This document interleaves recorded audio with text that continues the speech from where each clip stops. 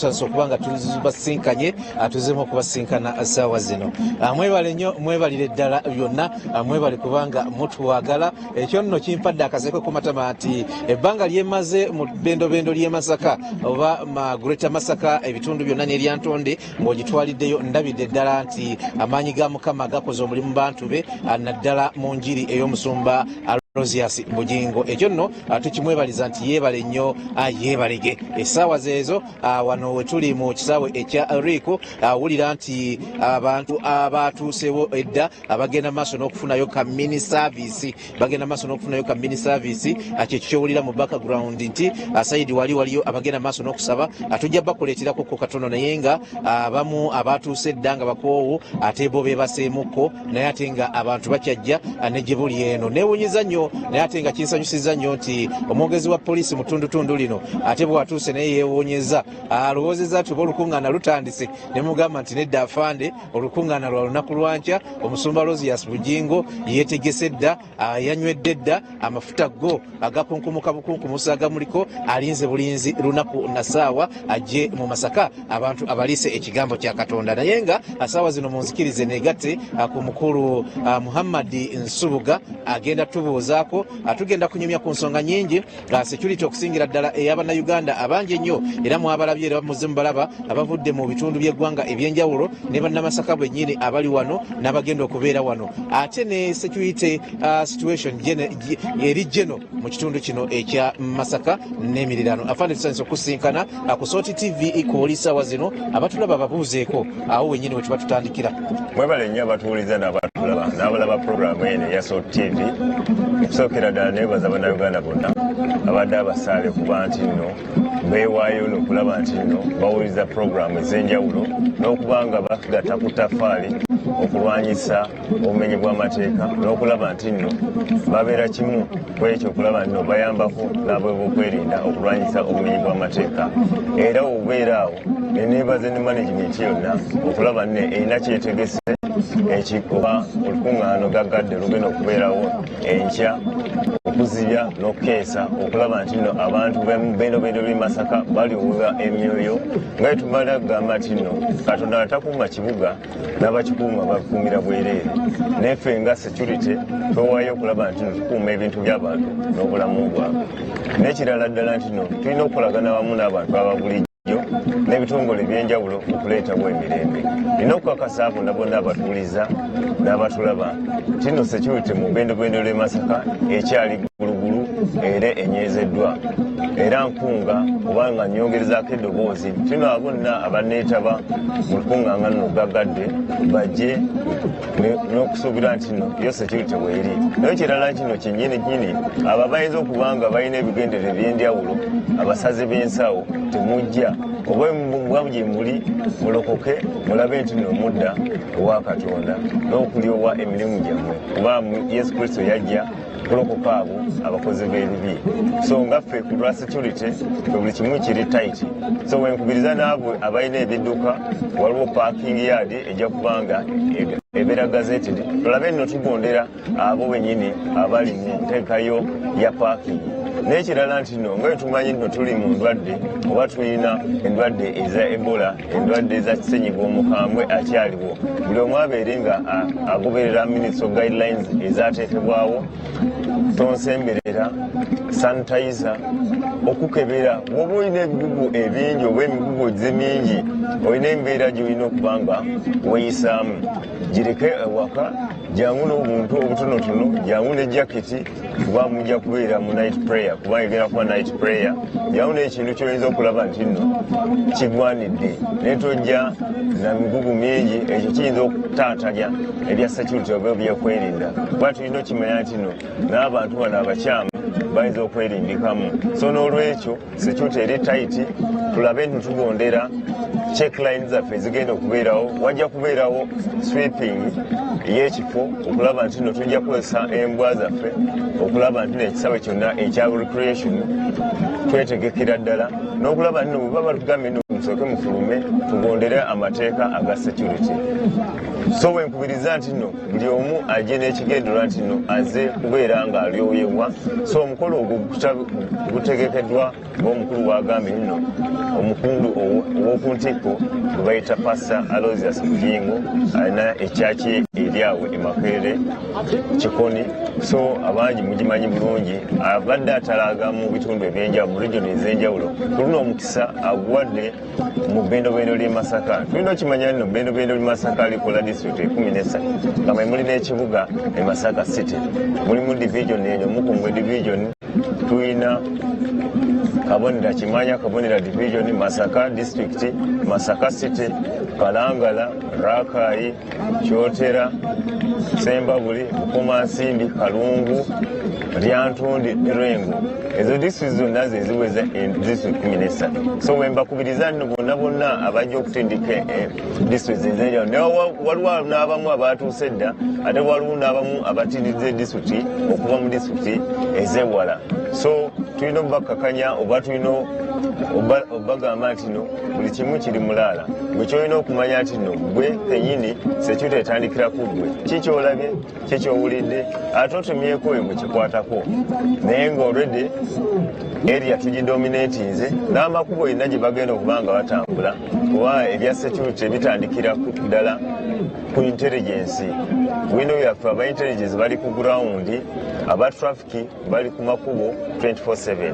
Kyolina okukola nti nno buli omu abeere n'ebisaanyizo ebimusobozesa okuvuga. Ate bwe baba bagambye nno wawo paakinga bulungi, galawo emmotoka bulungi, alisi ojja kubanga buli kimu kitambula bulungi. Naye kyolina okubakakasa nti nno ffe twewaayo okukuuma ebintu by'abantu n'obulamu bwabwe, n'okolagana wamu n'ebitongole ebyenjawulo n'abantu aba bulijjo okulaba nti nno wabeerawo emirembe. N'ekyokulala nti nno tetulina kibuusa maaso guidelines ezateekebwawo minisitule ekola ku byobulamu, yateekawo guidelines okutandikira ddala COVID-19 bwe yatandika, n'Ebola ono aliisa abantu akanaginagi. So mu ekyo nobakakasa nti buli kimu kiri mulaala. Atuyanza nnyo tuyanziga afande, buli kimu kiri mulaala nga bw'oyogedde. Nga tuvuddeko ku katono ku ngeri gye mutegeseemu okuuma abantu n'ebintu byabwe abagenda kwetaba mu lukungaana lw'enjiri luno olunaku olw'enkya oba abatandise olunaku olwaleero. General security situation mu tundutundu lyoyogereramu erya Masaka oba ebbendobendo ly'e Masaka eri etya? By and large, otulunda mu bbendobendo ly'e Masaka twabadde nnyo nsasage ereeta bantu kunyiike ku mutima, naye nga bagamba nno ogwakanga musana kakiro tukagulamu. Tugenda mu nnaku enkulu ezisembedde, waliwo bano bakyala kimpadde abataasiga nsigo nabo bayinza okuba nga balinze makungula, naye nga nina okukakasa nti no by and large security situation ekyali kaamu. Tulina kubeerawo ensasage y'amaanyi, mpozi obutabanguko mu maka obwo obuteebeera olw'okuba abaana abamu batandise okuva mu masomero, ate abamu bali mu olide, abamu bamudde. So wenkubiriza abazadde bannaffe bagadiyani bonna n'abo abalabirira abaana nti nno tubeere basaale okulaba nno abaana baffe tubalambika, abaana baffe tubanyonyola ebiri mu mbeera eyo. Twesanze nno wabaddewo nga bwe tugenda mu tuli mu World Cup, waliwo abamu abafudde omugano okulaba nti nno ate amayumba gaabwe bagalekawo nagalaale n'agenda oba mu bibanda by'okulaba omupiira kakajjawo nga kakafula oluusi kamenyiddwa. So wenkubiriza bonna nti nno tulina okimanya nti nno UBC omupiira guno egulaga live.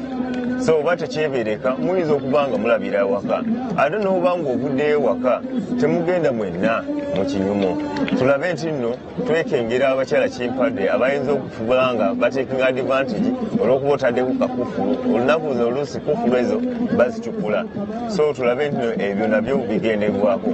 kubanga asiika obulamu tassa mukono. Tulina okimanya nti nno tulina ne sizoni y'enseenene, abamu abazadde baleka abaana baabwe abali mu luumula ne bagenda okukwata enseenene obudde bw'ekiro ekyo nakyo kibateeka mu matigga abaana abo baseddubuto abali eyo okakkana bayinza okubakolako ebyambyone. So abazadde abatuwuliriza n'abalaba tulabe nti naffe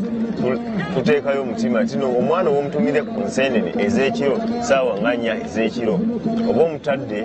mu nsasagge eyinza okumuleetako obukyamu baseddubuto okumukozesa oba n'okufuna embeera etali nnungi. So tulabe nti no naffe twekuba mu mutima, otherwise mu bbendebwendo ly'e Masaka kibadde kiri bulungi. Mpozi n'ekirala nti no obutabanguko mu maka bubaddewo obutonotono, naye bwenkubiriza abazadde nabo bonna bonna abalina embeera eyo kino senga oba olaba embeera etali nnungi emyangu gwe kikwatako. Tulina LC system, tulina poliisi mu police posts zonna ez'enjawulo ezikola mu bbendebwendo ly'e Masaka. Buli gongola tulina police station. So mwekubira enduulu tulabe nti tugatta abantu abayinza okuba nga bafunye okusoomoozebwa olw'obutabanguko mu maka. Mpozi n'ekirala wabaddewo enkaayana z'ettaka oluusi ezivaamu embeera etali nnungi. Singa wabeerawo enkaayana z'ettaka tulabe engeri zitukyanolingamu egy'emisango gya kooti, oba oyinza ogenda ku civil suit oba n'oggulawo emisango ku kooti, naye nga bweŋŋamba nti ebyebiri tebikola kirungi kimu. Mpozi n'ekirala nti no wabaddewo abumu abantu abatwala amateeka mu ngalo, omuntu nga bamusuubiza okubanga mubbi ate n'omukuba n'omutta, ekyo kimenya mateeka. Ebiseera ebisinga ntera okugamba nno ebyebiri tebikola kirungi kimu. Wano nga ebukakata mu nnyendo mukungu waliwo gwe badde basuubiza nti no mukyamu, naye abantu batwalidde mateeka mu ngalo era okwakkana omuntu oyo ne bamugya mu bulamu bw'oku nsi. Naye poliisi tukola butaweera okukwata abo abenyigidde mu kikolwa ekyo. Tuyanziza nnyo tuyanzige afande mu byafaayo by'obuweereza bwo mu kitundu kino eky'e Masaka oyinza okuba nga tolabangako kifo kikuŋŋaanyiza abantu nga bagenda okubeera wano mu recreation olunaku olw'enkya. Neggwe ne banno bwe muli mu bya security mulina mani power emala enaakuuma abantu bano n'ebintu byabwe. Bannayuganda beetaaga assurance kubanga bo bagenda kugira ddala mu bungi. No bakakasa nti nno oluvannyuma lw'essenkagalo IGP okiryalinga programu eno egenda okubeerawo ekya olukungaana luno gaggadde olugenda okubeera wano mu recreation ekisaawe e Masaka. Ndowooza manpower twagidrawinze dda era tulina security plan eri ku ground era twatandise dda okudeployinga. So nokukakasa bannayuganda bonna abatuuliza n'abalaba Soul TV abali mu bbendebwendo ly'e Masaka district zetwetoolodde ne bbendebwendo ez'enjawulo ntino ffe tukikakatako tino buli we tupulaninga manpower tuba tugiyina era tusoosinga from different area okulaba ntino buli kimu kikwatibwa. So kyenina okubakukiwalinga oba okubakumya tino buli omu ajumbire olukiiko luno oba olukungaana luno gaggadde olutegekeddwa Pastor Aloysius Bugingo w'Emakerere Ekikoni. Tino buli omu amanye nti no ekigendererwa kiki kulyowa muntu kulyowa myoyo gy'abantu n'okuzza obujja abo n'okulaba nti no n'abo abakyamu kuba Yesu Kristo mu byawandiikibwa mu Bayibuli kigamba nti yajja kulokola abo abakyamu. So n'olwekyo obanga omanyi tino kuba teri atuukiridde mu nsi eno era weenenya osobola okusonyirirwa. So mu mbeera eyo n'abo abakyamu badde balina engalo empanvu era mbakubiriza mujje mulokoke oba oli awo tino obutabanguko mu maka oba obumenyi bw'amateeka bujja kubanga bukendeera. Above all ffe ng'aba security tulina okwenshuwalinga nti no buli muntu avaawo mu ddembe nga bwe yazze era dda awaka gye yavudde mu mirembe nga teri atawanyiza muntu yenna. Naye bwenkubiriza nti no senga obeera oyiseewo mu bumenyi bw'amateeka ffe tulina era we tulina okuzza n'ogenda ku universe of understanding oba gye balina okukuuma mu mpisa otereere mu layini. Tuyanza nnyo tuyanze afande badde ngenda kubuuza ekibuuzo ekirala nti ekifaananyi ky'olaba wano mu kisaawe gwe kikuwadde ki mu mutima kuba maaso n'okutulaba tubakulisayo nnyo mu bulamu bw'abakama baffe. Ekibuuzo kye mbuuzizza afande nti wayingidde muno ekifaananyi kyasanzeemu akimuwadde ekifaananyi ki oba kyalabye akimuwadde ekifaananyi ki abadde tannakiddamu anensalawo nsooka embalaga ekibuuzo akyalina okumuziramu kino kye mugenda mu maaso n'okulaba mmwe mwenna abali ku Soul TV essaawa zino. Ekibuuzo kiddibwamu ebyo bye mulaba ku TV yammwe kaakati ekifaananyi ekituufu ekiri wano nti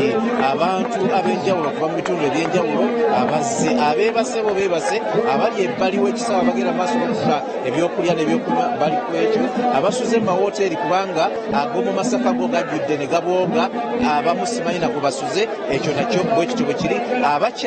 bakyajja naye ate n'abatuuse mu kisaawe nga tebeebase nga balabo beebase abagenda maaso n'okusaba nga bwe mugenda maaso n'okulaba abasazaamu busaza mu ebyo sitaani byabadde ayagala okutuusa mu bulamu bwabwe era nga kyogenda maaso okulaba bwenna ali kakati ku Soul TV ekyekino. Sikugamba nti olukungaana olw'ennaku z'omwezi 25 lutandise nedda nga bwe nakutegeezezza nga nina omwogezi wa poliisi mu tundutundu lino nti community service katandise mu kiro ekyolwaleero era nga gwe bwenna ali ku Soul TV abogenda maaso n'okulaba eno gye bayita recreation grounds eno gye bayita Riku e Masaka essaawa 4 n'eddakiika 4 essaawa 4 n'eddakiika 4 naye Masaka bweti bweri asiza misana nedda kubanga naawe gy'oli okiraba obudde bwa kiro naye kaakati ekiri wano kyekyo kyogenda maaso n'okulaba gwenna eyekumidde ku Soul TV. Embeera eno nga bwogenda maaso n'okugiraba omulabi waffe nti abazze n'abakyajja abateebase n'abatali bbalibbali w'ekisaawe bo bagenda maaso n'okutandikako okwesabirako nga bwe balinda omusumba Aloysius Mugengo olunaku olw'enkya. Ki ekiri mu kisaawe nze kankweka field bw'ali eyo yonna gy'oli okkirize nti Mukama akola ebyamaanyi si mu House of Prayer Ministries International yokka naye ne musumba agisumba Aloysius Mugengo wanayinza okugamba nti Riku ekutta akati naye ate ebintu byankya. Ki ekiri wano wulirizako katono kuba naffe abagenda mu maaso n'okutendereza okusinza wamu n'okubikutula. Ebisamize bigende muweereza munnange goba bigobe gobera ddala mu linnya lya Yesu. Twaleese enjiri twaleese muliro omuliro gugwo gwaka. Dayimoni z'abano zookebwa ebyandiremeseza abantu okusaba olwaleero tubyokya olwaleero tubyambula tubigamba genda dayimoni zaawo zonna zigobe dayimoni zeno zetuwulira bigobe tewaliwo busamize kuba kumira ddala kuba yerula obwengula mu linnya lya Yesu ebyandi tunafuyiza olwaleero tubigoba emyoyo emibyo olwaleero gigenda gundi bigobe kuba bikumire ddala. Essaawa yaffe tugikozeseza bulungi essaawa yaffe n'atera okuggwako bigobe njagala obigobe muweereza munnange sazaamu byoteetaaga sazaamu emyoyo naawe ogimanyi emyoyo egyo emiri ogimanyi emyoyo egigaana abantu okulokoka. Bayibuli egamba nti balina okunyiikira mu kunoonya Katonda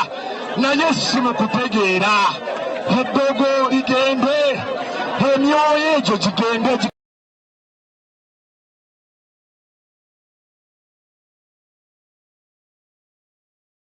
emyoyo gikube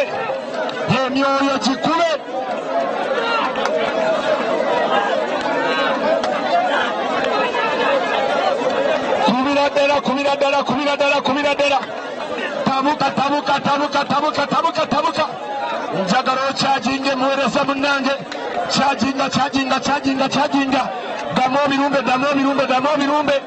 emyoyo egyaleeta embuyaga nga tuli ekkololo wano tegiteekeddwa kulabika wano tebiteekeddwa kulabika bikubira ddala wanulayo emyoyo emibi bayibuli egamba tetunagana na mubiri na musaayi wabula n'abaamasaza emyoyo emibi egifugira mu bbanga olwaliro bijeeyo tabuka eddakiika yaffe enaatera okuggwako essaawa yaffe enaatera okuggwako olwaliro bigenda bigambe genda obunafu bwonna mugende omusamize bwabona mugende emyoyo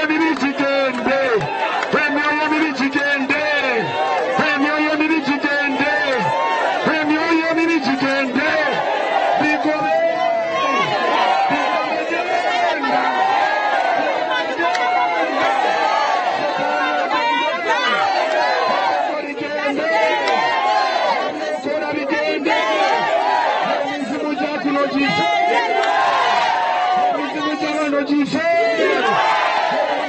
Masaka gife okula byawano bife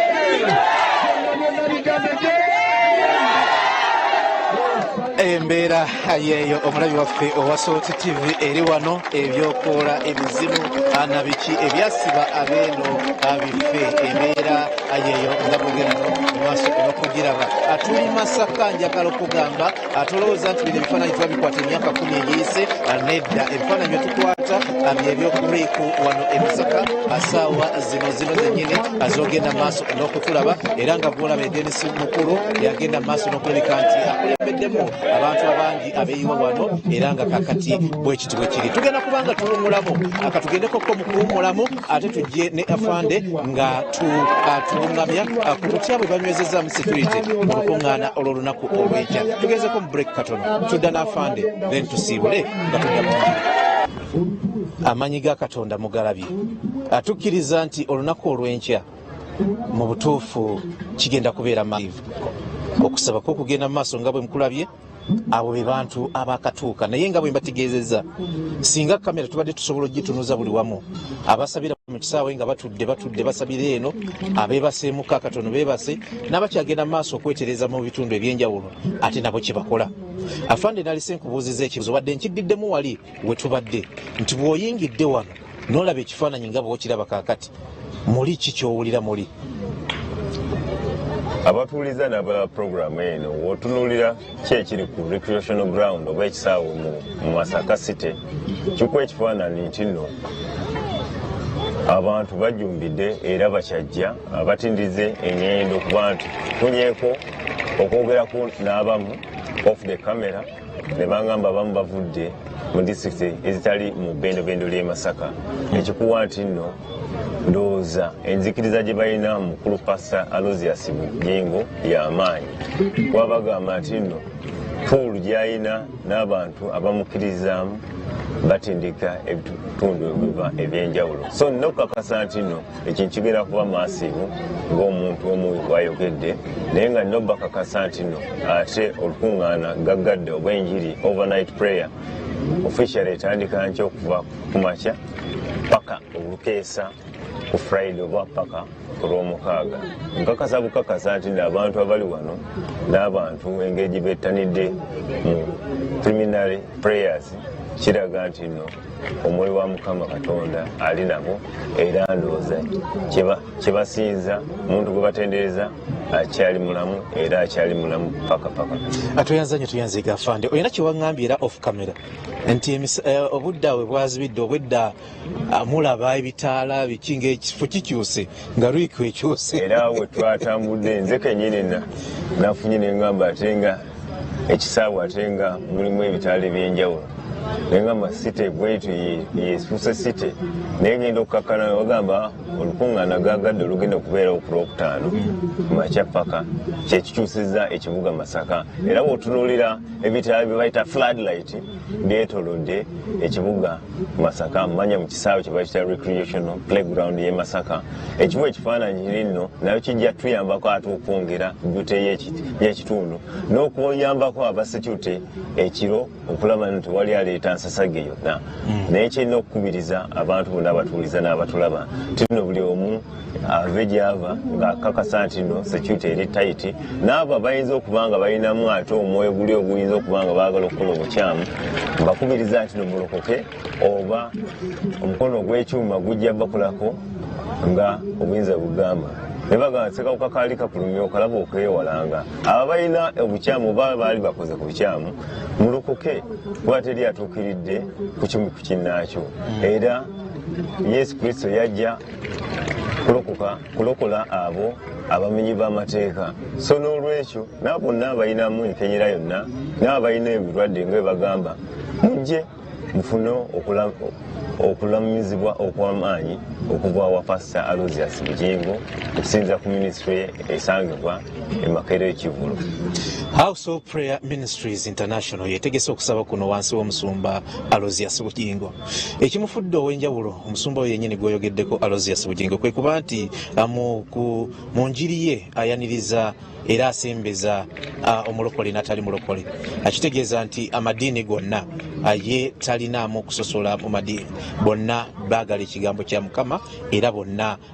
babeera n'ebyetaago eby'enjawulo regardless of nti madiini gaabwe. Afande nga ggwe Muhammad Nsubuga ayogera poliisi mu ttundutundu lino naawe oli muntu obeera n'ebikuzoganya kiki wandyagadde omusumba Bugingo nnaku olw'enkya gwe nga ggwe akusabireko oyinza okumpayo kimu oba bibiri? Webale nnyo omukubiriza wa programu eno nze nga ayogera Nsubuga Muhammad Salongo nalyagadde Salongo yesebo ndi Salongo nalyagadde asobole okuba nga nsabira nti nno nfune obulamu obutangaavu mu mbeera yange obulamu kikulu nnyo n'okulaba nti nno anyweza ne famire yange n'abantu bange bonna n'abantu benkola nabo mu Uganda Police Force okulaba nno tukolera wamu nga bulijjo n'ekisingira ddala obulamu n'okulaba nti nno buli kintu kyonna kitambula bulungi nnyo. Afande nga tumaliriza olukungaana olw'enjiri nga luno olunene bwe tujja mu kitundu kye mutwala kubanga muli ba security aluleese anjiri ya Mukama waffe luleese kulyo wa myoyo oba oliawo n'amenyi b'amateeka bayinza okukendeera ne bajja ne balukuka olowooza kino tekibawewulako nga poliisi nti bw'anaaba avuddewo n'abalokosa abangi n'obumenyi bw'amateeka buyinza okukendeera mu kitundu era nga ngambye tino Katonda watakuuma kibuga n'abakikuuma bakuumira bwereere bw'otunulira crime rate ebeerawo ebiseera ebisinga kyekireetebwa ekyo abantu bafuna okukemebwa kuva ku sitaani n'abakozesa ne bakola ebintu ebimenya amateeka okakkana tubeera mu dduka ne babeerawo abantu n'alokoka neyenenya ebibiibye naffe at least tufunamu akaweeweewo oba okuweeramu okulaba nti no crime rate kati nga bana abajjula ebitannaba kujja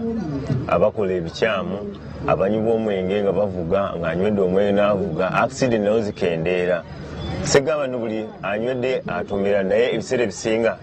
accidents ezimu ezisinga largest percentage zibeera ku human error olw'okuba omu avuga under influence of alukuku abamu abanyokeza ebire by'enkuba enkuba nerema kutonnya abanyokeza ebire by'engamba abo bafuwa enjaga abakozesa amayirungi n'ebintu ebimenya amateeka so wabeerawo okulyowa omwoyo nga kati ng'omukulu wagenda okubanga alungamya aba otulyowa omwoyo nga okutandika ekiro kya leero kuba abamu batandise okusaba Katonda era abalimu nnyo ne Yesu Kristo abalimu naye obumenyi bw'amateeka buba bukendeerera ddala era bw'otunuulira ku byafaayo ebisinga ne Yesu Kristo yagenda mu yeekaalu abaali bakola obukyamu baatandika okwekuba mu mutima era okukakkana n'obumenyi bw'amateeka bwakendeera n'olwekyo nfuna okulungamizibwa nti nno singa babeerawo enjiri egenda okubeerawo okutandika ekiro kya leero abamu nga bwe batandise naye omutwe omukulu gutandika nkya n'obumenyi bw'amateeka bujja kuba nga bukendeera kubanga bwe ngamba nti nno nga Katonda takuumye ekibuga Yesu Kristo nga tali mu kibuga n'abakikuuma baba bakuumira bwereere. Mu kitundu ky'otwala bitundu ki by'oyinza okugamba nti bisinga okutawaanya obumenyi bw'amateeka? By and large bw'otunulira nga ekitundu Nyendo Mukungwe division gye bayita Nyendo kati mugenda bukendeeramu naye nga luli kyali kantu nga si kyangu mu Nyendo n'obeera ng'ekamba mutinaabo ba mu Nyendo ng'akulaba mu kifaananyi ekikyamu bakumanye ne be bano abatankuula emmotoka z'abantu be babbako namba puleeti n'ebigenda bikendeera naye nga luli kyali kijjobyo ng'erinnya lyakyo lyali lifudde naye kaakati ligenda lidde engulu olw'okuba security ekutte bulungi n'abantu bennyini bagenda badde engulu ate n'abamenyi b'amateeka abamu twabakwata abamu ne tubatwala gye balina okubeera abamu universe of understanding nabo abamu ne balokoka oba abamu ne beekuba mu mitima ne babivaako so n'ekitundu ekirala wenza okuyita gye bayita ng'eri kusaza waliwo eri oluusi gye baliira ennyama yaffe abamu bagira piwanugi waliwo eyo gye banywera amalwa waliwo akafunga mu katafaali gye banywera amalwa nfunga ebyo abamu bye bayita geto naye tugenda tubatereeza mu layini ate wensabira naabo nyini beetagisa okujja mu lukungaana luno olulelu recreation nabo badde engulu oba beekuba mutima ebintu ebyo babiveeko so wenkowerera ddala abo bonna abali mu bifunga ebyo ebyenzigotta abakozi b'obukyamu mu Nyendo abali mu katafaali Kimanya Kabonera abo bonna abali awo nga kusaza mwekuba mutima mujumbire enjiri ya mukulu Pastor Aloysius Kapu Bujingo tulabe tuno naffe tukendeezaako mu bakwata kuba ffe kikakatako oba omenye etteeka tukwata ne kutwala gy'olina okubeera mu universe of understanding so wenkubiriza abo bonna bonna mu bendobendo ly'e Masaka ne disitulikiti zitotolodde mujumbire olukungaana luno gaggadde olutegekeddwa omukulu oyo under his ministry tulabe tuno naffe nga bwe tuyingira ennaku enkulu obumenyi bw'amateeka bukendeera oba oli awo naffe amakomera gaffe gajja kubanga nawo gakendedde okubeera n'abantu abo kuba naffe tekiteetaaga naye ate tukikakatako ng'amateeka bwe galagira nti no okukwasa amateeka. Tweyanziza nnyo tweyanzeege Afande Muhammad Nsubuga ayogerera poliisi mu bendobendyo ly'e Masaka. Atusiimye nnyo tusiimidde ddala Afande aboze wano n'onkuba akama nti gwe byamagero bye byatandise dda era olinda bulinzi lunaku ekyo nno kirungi nnyo nnyini ddala ekyo kirungi nnyo nnyini ddala enkyakusaawa emu enzigi zigenda kubanga ziggulwawo mu butongole eri mwenna abagenda okubanga muyingira wano akubanga buli kimu kiri talatibbu nga ofiisa bwatutegeezezza. Ffe tubagaliza kusula bulungi enkya tujja kubeera nammwe Mukama nga atuluŋŋamizza mu buli kimu naye sina program enjiri yeddako kampe Musumba Aloysius Bujinga ekyanya ate atulyowe era mu kigambo kya Katonda nga ffeno bwe tumwesunga n'okumulinda okumwaniriza mu kisaawe wakati bwe tutudde. Afande neyanziza nnyo neyanzeege n'olulala Saalongo otufisizangawo akadde musule bulungi mweraba.